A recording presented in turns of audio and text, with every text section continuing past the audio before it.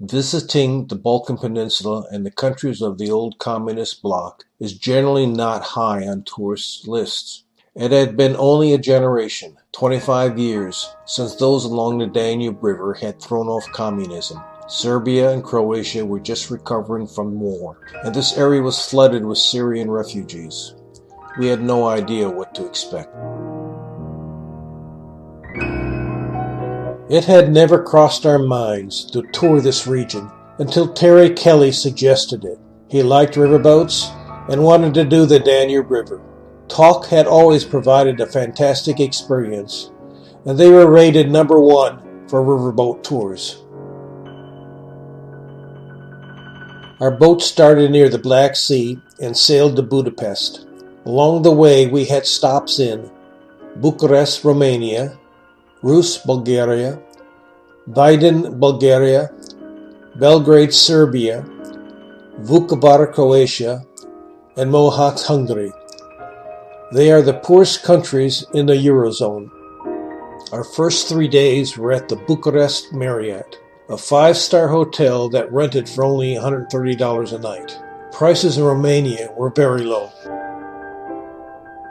After 23 hours in either an airplane or an airport, we were bushed. A restaurant outside a hotel was a welcome stop before bed.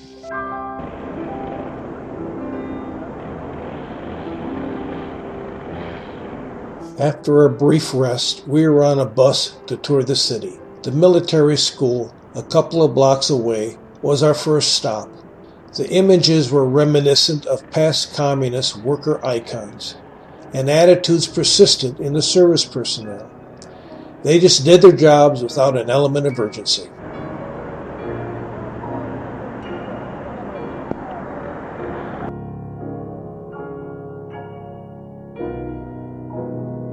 Old Town was in the center of Bucharest. With its white 4-story stone buildings, it was distinctive Parisian architecture. It contrasted dramatically from most of Bucharest, which had discolored and unattractive 20-story, high-rise, stucco apartments built by Ceausescu for the workers. The weirdest building was this modern construction grafted on top of an old landmark. The original was supposed to be replaced, but it was significant in the 1989 uprising. Nestled among the office buildings were some of the city's historic churches. Biserica Crăciunescu is probably the most celebrated historic church in Bucharest. It was raised in 1720. Damaged during the fighting of December 1989, it has recently been restored. Unfortunately, so much of Bucharest and the other cities that we visited were spoiled by ubiquitous graffiti. It was on every wall of every building as high as one could reach. The Greek Stavropolius Church, built in 1724 and noted for its stone and wood carvings, was one of the tour stops in Old Town. The inside was elaborately decorated. Outside, the courtyard had a curious collection of tombstones dating from the 18th century. The Coral Temple was built in 1857 and was destroyed in 1866 in a pogrom. Its colorful interior commemorated the Romanian Jews who were sent to their deaths during the Holocaust. On a more positive note, Bucharest had some great bicycle routes. Divided trails ran in Old Town and throughout the wealthy parts of the city. Later in the day, Tauck welcomed tour guests with a dinner in the second largest building in the world, the Bucharest Palace. Guests were greeted with the traditional Romanian welcome, to break bread and dip it in salt. 140 guests dined in the huge hall while being serenaded by a string quartet.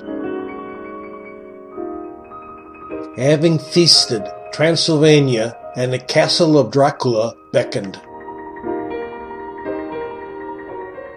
It was a couple hours north of Bucharest in the Carpathian Mountains. The castle courtyard wasn't too spooky, and the old bat was a no-show. On the next day, we bussed to historic town of Constanta on the Black Sea. A lot had changed since it was founded by the Greeks in the 6th century BC. It now had a huge casino and a long line of upscale beach hotels on the shore. After lunch at one of these hotels, we drove to the Tauck Riverboat docked about 5 miles away. It was supposed to be at Chernavoda, but with the water levels being so low, I don't think we boarded there. It looked like the boat was along the shore in someone's backyard. The boat was comfortable, although this picture is bigger than our actual cabin was. It had a spacious dining area, a topside that was lined with patio chairs,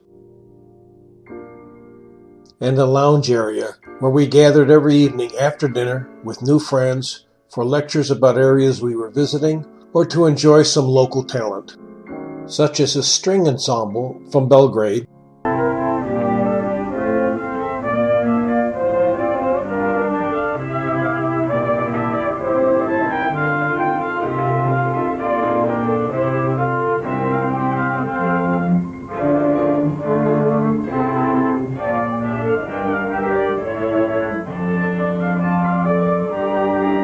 or a folk dance group from Croatia.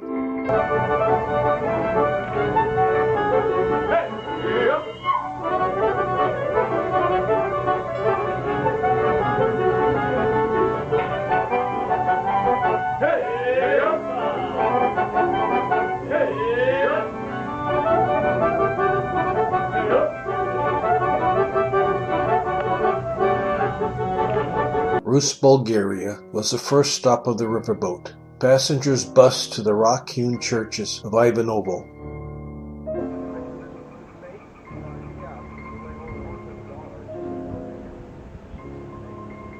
Monks had inhabited the caves in Ivanovo from early in the 13th to the 17th century.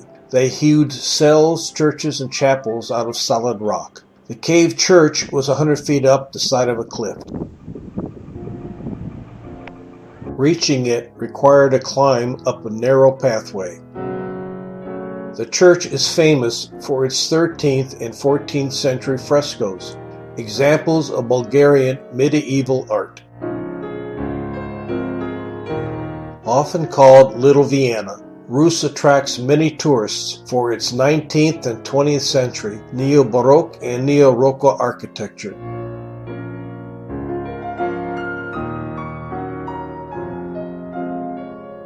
The Sveta Troitsa Cathedral, built in 1623, is the oldest church in Rus. It is one of the few Orthodox churches built during the Ottoman times. The boat stopped in Vidin to view the medieval fortress of Baba Vida. The construction of Baba Vida began in the 10th century. It served as Vidin's main defensive installation during the course of the Middle Ages, but hasn't been used for defense since the end of the 18th century. It has been a weapons warehouse, a prison, and a residence. The Imam invited the group into the Osman Pazvantoglu Mosque and shared the history of the Madrasa complex built in 1801. After Vidin, the riverboat headed for the locks on the river.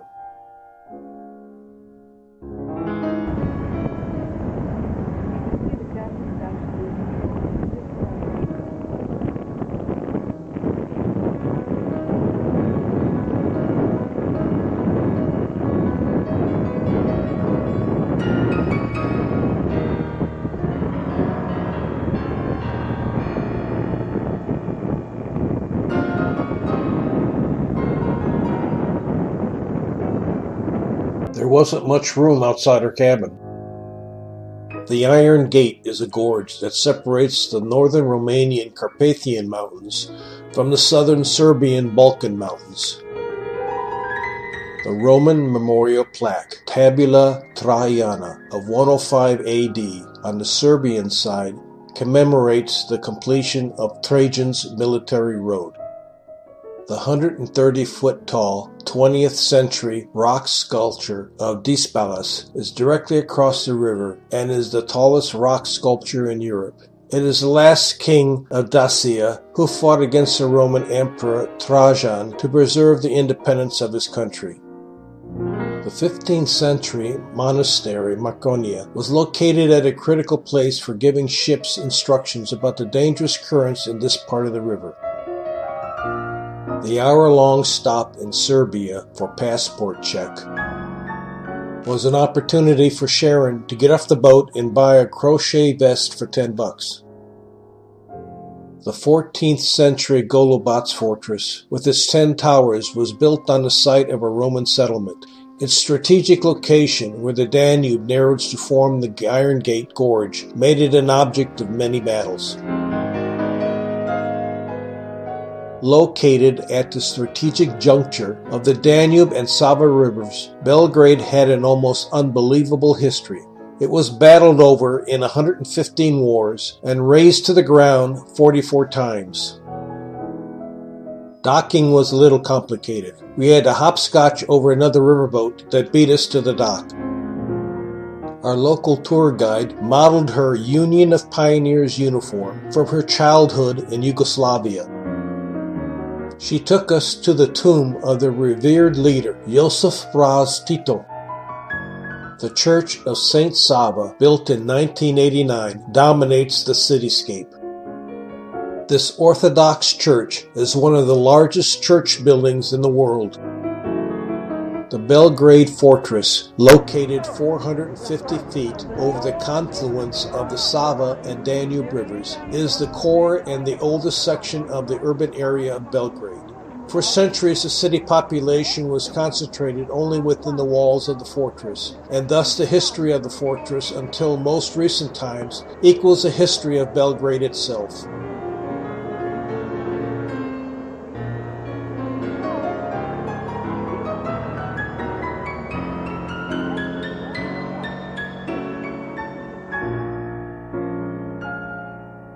The Greenway Trail that ran along the Danube was a perfect spot for a bike ride. We made a quick hydration stop at a trailside pub, and then did a photo for the Fogby Bike Club. The trailside map displayed more challenging routes along the river through Serbia. Belgrade was our first encounter with Syrian war refugees. They were camped at the train station. Crown Prince Alexander II of Serbia and his family opened their home, the Royal Palace, for our visit. I caught the prince roaming the backyard. He joined us for dinner at the White Palace and brought his own entertainment. Vukovar, once a town of Baroque architecture, now fashioned bullet holes in some of the buildings as a blast of reality with the recent war. The highlight of our stop in Vukovar was the afternoon we spent with a Croatian family. Their two-story home was rebuilt after the war with the help of the government. As we sat in their home, they answered all questions, including their experience in the war and their relationship with the Serbians.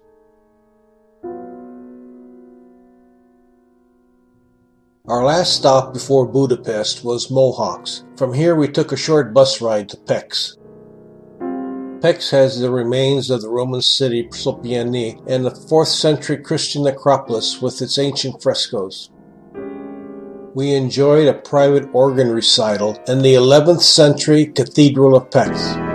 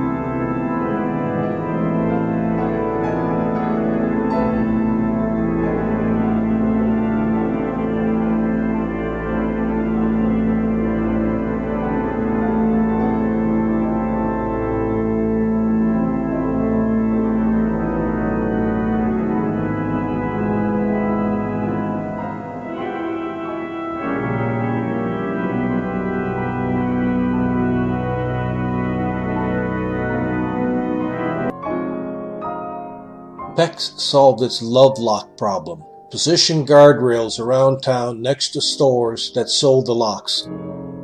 Lunch this afternoon was in a winery in the village of Villani. While eating in an underground tunnel, we sampled about a half dozen wines. The Danube divides Budapest into two cities, Buda and Pest. The relatively flat, featureless Pest on the east side and the hilly Buda on the west side are joined by the chain bridge. Crowds of people walk back and forth between the cities on this bridge.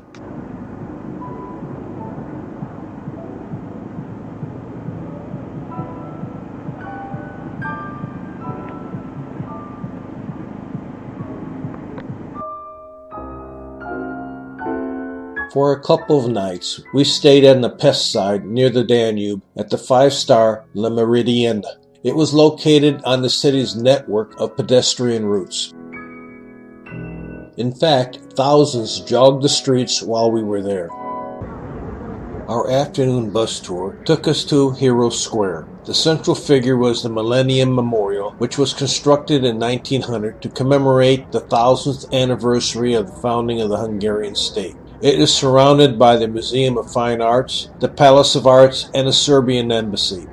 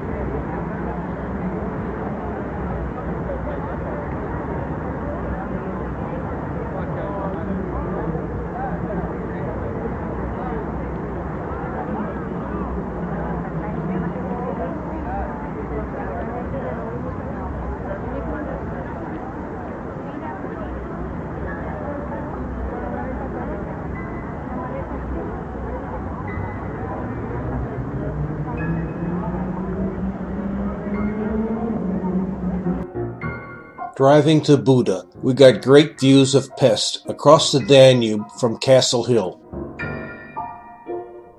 We stopped at the 1920 home of Bela Bartok for a private piano recital by Csaba Kierli, and then toured a war hospital built inside the hill. Our tour guides hosted a farewell dinner at the historic Academia Club, with music from a string quartet and a violinist who had his eye on Sharon all evening.